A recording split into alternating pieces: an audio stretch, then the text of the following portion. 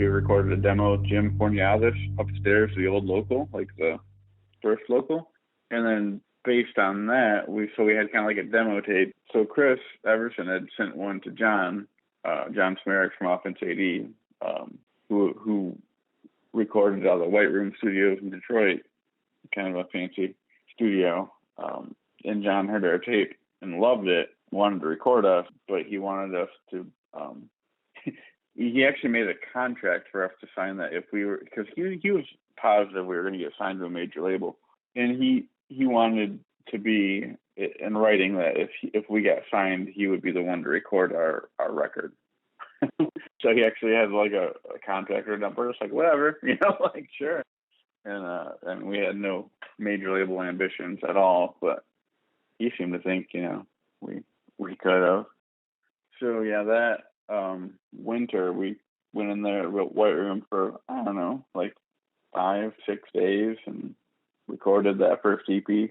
Yeah, we would stay up like all night recording, and it was, I think that place was haunted. Brandon would probably back me up on this, and I don't believe in ghosts, but like there was, I kept seeing shit out of the corner of my eye move all the time there, and I wasn't the only one.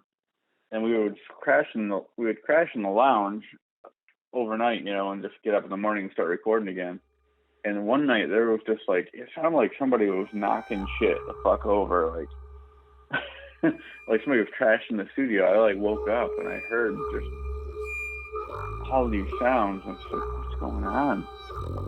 And I was kind of scared, and I just kind of stayed in the, on the couch and went back to sleep.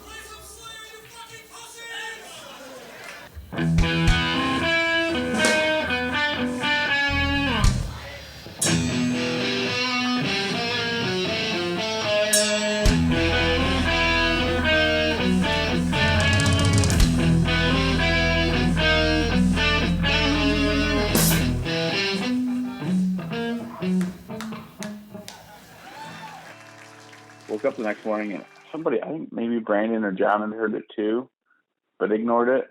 But everything was fine. There was like nothing out of place. Super weird. When we were recording our the next EP, the Never Trust Yourself EP.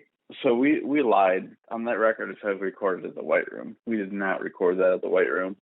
We recorded it, and we recorded at this other studio in Canton, Michigan.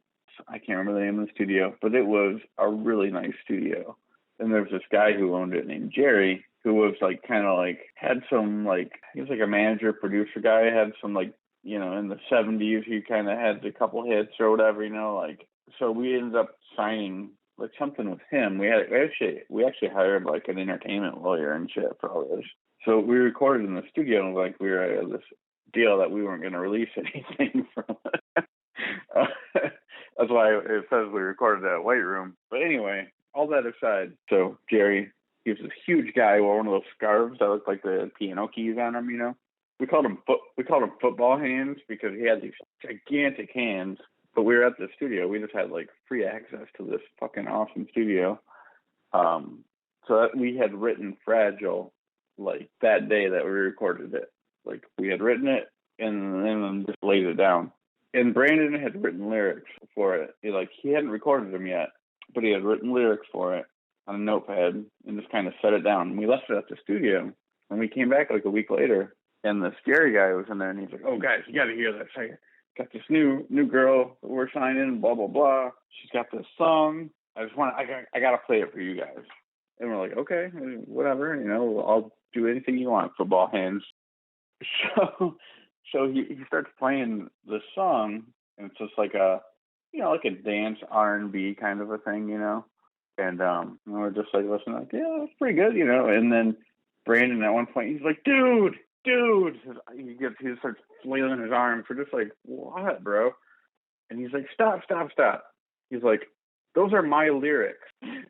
And we're like, what? Because we had never heard the lyrics before, because he had just jotted them down and didn't sing it. And Jerry's like, what? No. And it's like, yeah, I left my fucking notebook here and the lyrics. So there was like this hip hop sounding version of Fragile, right? And Jerry was just like, no, that can't be right. He's like, and then so he's like trying to test Brandon, and he's like, well, what's the next line then? And Brandon would say it, and then you play it back, and sure enough, and Jerry like lost his fucking mind.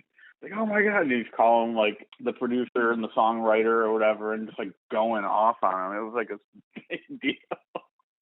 And then they were trying to offer Brandon like, well, you know, maybe you can get a partial songwriting credit. But the biggest tragedy of this whole thing is we never got a copy of that, because how amazing would that be? Like, would you think that I've been sleeping for too long? It was crazy.